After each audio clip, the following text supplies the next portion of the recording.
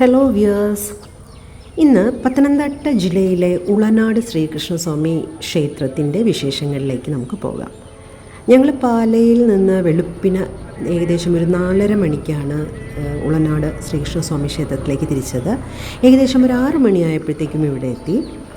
അപ്പോൾ ഇവിടുത്തെ പല തരത്തിലുള്ള വഴിപാടുകളെപ്പറ്റി യൂട്യൂബിലൂടെയും മറ്റും അല്ലെങ്കിൽ റീൽസായിട്ടുമൊക്കെ കണ്ട് ഒന്ന് കാണാൻ വേണ്ടിയിട്ടാണ് ഇവിടേക്ക് വന്നത്. അപ്പോൾ ഇവിടുത്തെ ഏറ്റവും പ്രസിദ്ധമായിട്ടുള്ള വഴിപാടാണ് ഉറി വഴിപാട്. കാര്യസാധ്യത്തിനും ഇഷ്ടലബ്ധിക്കും ഒക്കെ വേണ്ടിയിട്ടുള്ള ഒരു വഴിപാടാണത്. അപ്പോൾ 2 ദിവസം മുന്നേ അത് ബുക്ക് ചെയ്യണമായിരുന്നു.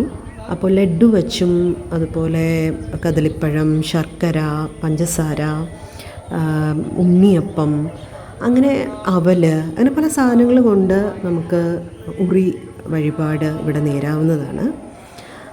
നമ്മുടെ ഇഷ്ടകാര്യം സാധിക്കുന്നതിന് മുന്നെയോ അല്ലെങ്കിൽ സാധിച്ചതിന് ശേഷമോ ഈ വഴിപാട് നമുക്കിവിടെ നടത്താവുന്നതാണ്.